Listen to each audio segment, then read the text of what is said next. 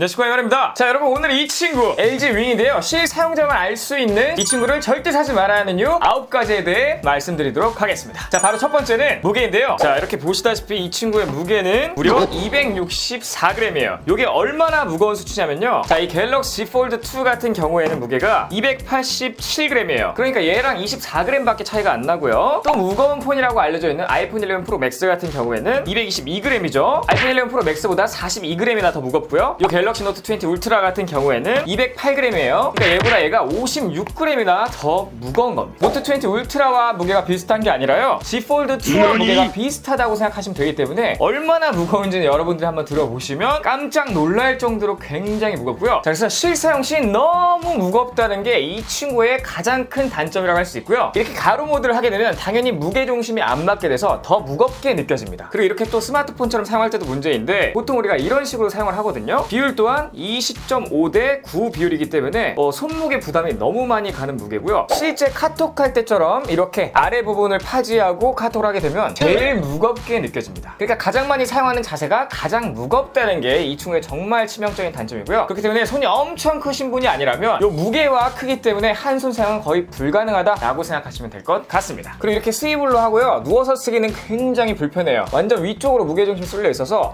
이렇게 카톡하기는 거의 힘들 거라고 생각하시면 될 것 같고요. 이런 식으로 스위블 모드로 쓰다가 세로 모드 할 때 손가락에 걸리기 때문에 이것도 꽤나 적응 기간이 좀 필요합니다. 자, 두 번째는 반응 속도인데요. 이 가로 모드가 정말 중요한 스마트폰인데도 불구하고 이 가로 모드로 바뀌는 화면 전환이 굉장히 늦습니다. 그러니까 빨리빨리인 한국인 정수와는 정반대라고 할 수 있죠. 자, 이렇게 한번 보여드리자면 짠!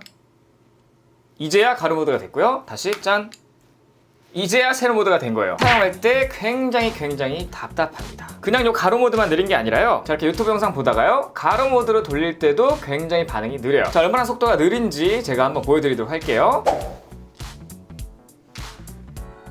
그리고 이 가로 모드뿐만 아니라 모든 반응 속도들이 아이폰이나 갤럭시에 비교하면 너무나 늦기 때문에 이것도 한번 보여드리도록 하겠습니다. 자, LG 윙에 기본으로 깔려있는 아스팔트 9 로딩 속도를 한번 비교해보도록 하겠습니다. 자, 미세한 차이지만 아이폰이 가장 빨랐고, 그 다음 갤럭시 노트 20 울트라, 그 다음 LG 윙이었고요. 플레이 할 때도 부드럽지 못합니다.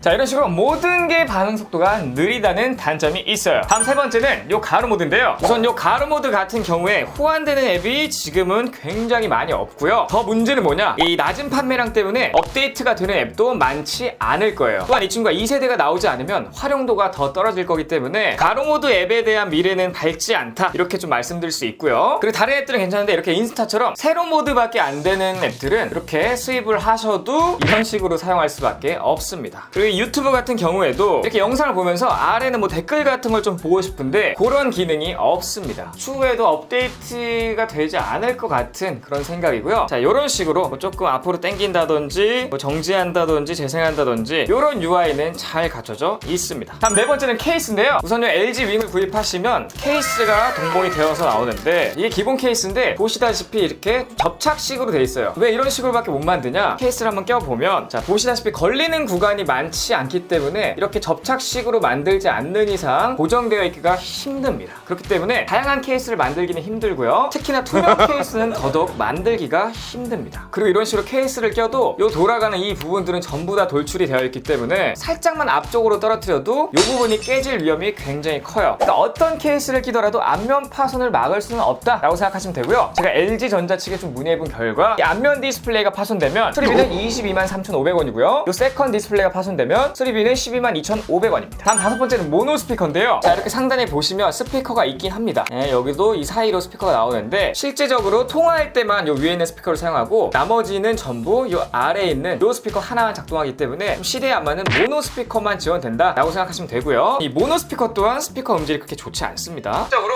빛이 계속 깜빡이면 눈이 피로할 수밖에 없습니다. 여러분들도 눈이 좀 예민하신 편이라면 이 모노 스피커 같은 경우에는 품질이 별로기 때문에 굉장히 좀 울리는 듯한 그런 느낌의 스피커라고 말씀드릴 수 있고요. 다음 6번째는 경쟁 제품이에요. 이 LG 윙 같은 경우에는 110만 원이고요. 아이폰 12는 100만 원대 수준이죠. 그리고 갤럭시 S20는 115만 원 수준이고, 윙보다 더 저렴한 제품은 아이폰 12 미니 그리고 뭐 갤럭시 S20 FE 정도가 있겠습니다. 그 친구들은 굉장히 스펙이 좀 짱짱한데, 이 친구 같은 경우에는 스펙은 좀 별로지만 이렇게 가로로 돌아가는 새로운 폼팩터다 라는 장점이 있겠습니다. 그럼 그 친구들이랑 경쟁하면 과연 값어치를 하느냐? 그거는 구매하신 분에게 맡기도록 하겠습니다. 자, 다음 7번째는 사후 지원인데요. 이건 좀 LG폰의 한계랄까요? 보통 LG폰은 1년 지원하고 땡인 경우가 많고요. 뭐 길면 2년 정도라고 생각하시면 편해요. 그런데 보통 이런 갤럭시의 플래그십 제품들은 보통 사후 지원이 한 4년 정도 된다고 보시면 되고, 이런 아이폰 같은 경우에는 사후 지원이 보통 5년 정도 된다고 보시면 됩니다. 그렇기 때문에 다른 것들과 비교했을 때 사후 지원이 굉장히 좀 빈약하다라고 말씀드릴 수가 있고요. 다음 8번째 셀카인데요. 셀카의 치명적인 단점이 또 있습니다. 오토포커스 기능이 빠져 있어요. 자, 그래서 이런 식으로 가까이서 사진을 찍게 되면 포커스가 다 나갑니다. 흔히 말하는 얼박샷이라고 하죠. 이렇게 좀 가까이서 얼굴을 찍으시는 분들이나 뭐 셀카로 가까이서 찍을 게 있으신 분들, 이런 분들에게는 추천드릴 수 없는 제품입니다. 하지만 뭐 그렇다고 멀리서 포커스가 안 잡히냐? 그건 아니에요. 다른 방식의 포커스를 지원하고 있기 때문에 뭐 자동으로 잡히긴 하나, 우리가 일반적으로 생각하는 그 오토포커스 기능은 빠져 있습니다. 자, 마지막 9번째는 스펙인데요. 이 친구 같은 경우에는 스냅드래곤 765G를 탑재했고요. 쿼드덱도 빠지고요. 와이파이 6도 빠져 있어요. 그러니까 한마디로 이 친구는 플래그십 스마트폰은 아니다 라고 말씀드릴 수 있겠지만, 가격은 플래그십 스마트폰이다, 또 이렇게도 말씀드릴 수 있어요. 자, 그래서 오늘 이렇게 제가 이 친구 실사용하면서 느꼈던 LG윙을 절대 사지 말아야 하는 이유 9가지에 대해 알아봤고요. 다음 영상은 이 LG윙을 꼭 사야 하는 이유 7가지이기 때문에 이 2가지 영상을 잘 비교해보신 다음에 본인이 끌리는 쪽을 선택하시면 될 것 같습니다. 자, 오늘 영상 여기까지고요. 영상이 조금이라도 도움이 되셨거나 유익했다고 생각하신다면 여기 아래 제 얼굴 보이시죠? 이거 누르시면 바로 구독되니까 구독 버튼 한번 눌러주시고 좋아요, 댓글, 알림 설정까지 부탁드리겠습니다.